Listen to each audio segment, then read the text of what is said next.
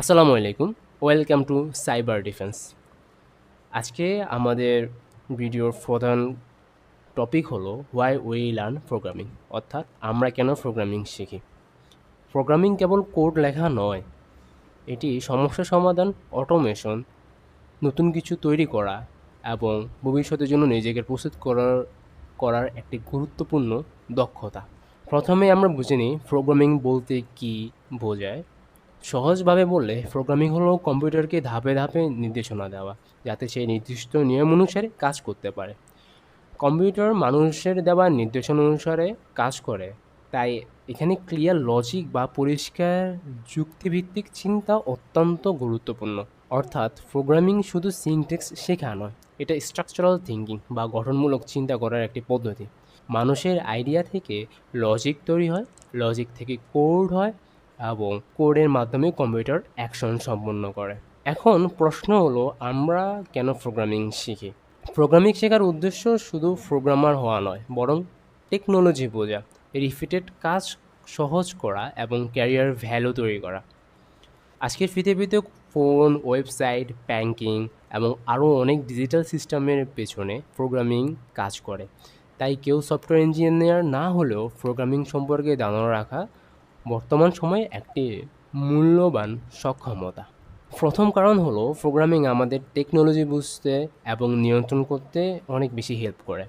সাধারণভাবে আমরা বিভিন্ন অ্যাপ, ওয়েবসাইট বা সফটওয়্যার ইউজ করি, কিন্তু প্রোগ্রামিং শেখার মাধ্যমে আমরা বুঝতে পারি এগুলো আসলে কিভাবে কাজ করে। তখন টেকনোলজি আর রহস্যময় ব্ল্যাক বক্স মনে হয় না, বরং এর ভেতরের লজিকগুলো আমরা খুব ইজিলি বুঝতে পারি। এর ফলে একজন ব্যক্তি শুধু ইউজার না থেকে ক্রিয়েটরে পরিণত হতে পারে। অর্থাৎ সে নিজেই সিম্পল টুলস তৈরি করতে পারে, সিস্টেম বুঝতে পারে এবং নিজের প্রয়োজন অনুযায়ী সলিউশন গড়ে তুলতে পারে। এই পরিবর্তনটি হলো কনজিউমার থেকে ক্রিয়েটর হওয়ার একটি প্রক্রিয়া।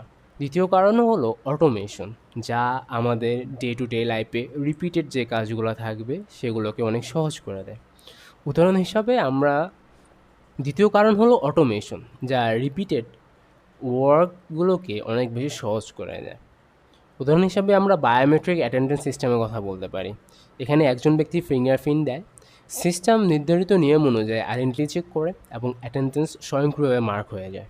এই পুরো প্রক্রিয়ার পেছনে প্রোগ্রামিং কাজ করে, ফলে কাজটি দ্রুত, পরিচ্ছন্ন এবং সহজভাবে পরিচালনাযোগ্য হয়ে ওঠে।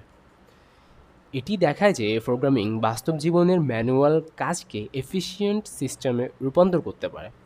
আর বায়োমেট্রিক অ্যাটেন্ডেন্স এর আগে যে সিস্টেমটা ছিল সেটা হলো আমাদের টিচার ম্যানুয়ালি কাজটা করতো এবং উনি রিপিটেডলি এই কাজটা করতো, তিনি রোল কল করতো এবং আমরা তার কলে রেসপন্স করতাম। এভাবে আমাদের অ্যাটেন্ডেন্স শিটগুলো ক্রিয়েট হতো।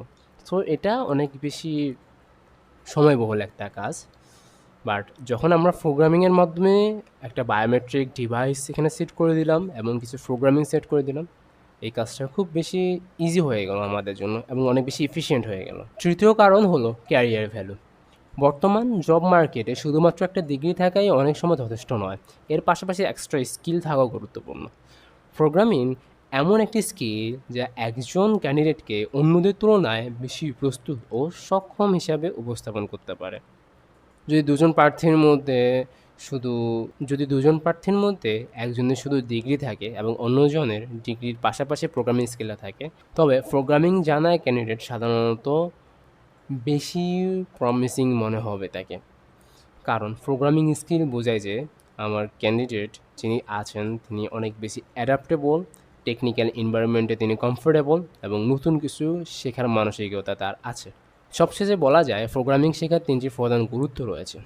প্রথমত, এটি আমাদের টেকনোলজি বা ডিজিটাল সিস্টেম বুঝতে সাহায্য করে। দ্বিতীয়ত, এটি অটোমেশনের মাধ্যমে রিপিটেড ওয়ার্কগুলোকে অনেক বেশি ইজি এবং এফিশিয়েন্ট করে তোলে।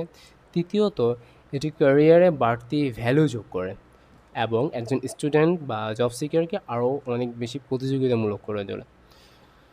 সবচেয়ে গুরুত্বপূর্ণ বিষয় হলো প্রোগ্রামিংয়ের উপকার পেতে হলে, আপনি যদি প্রোগ্রামিং বেনিফিট পেতে চান, তাহলে আপনাকে যে ফুল টাইম ইঞ্জিনিয়ার হতে হবে তা জরুরি না।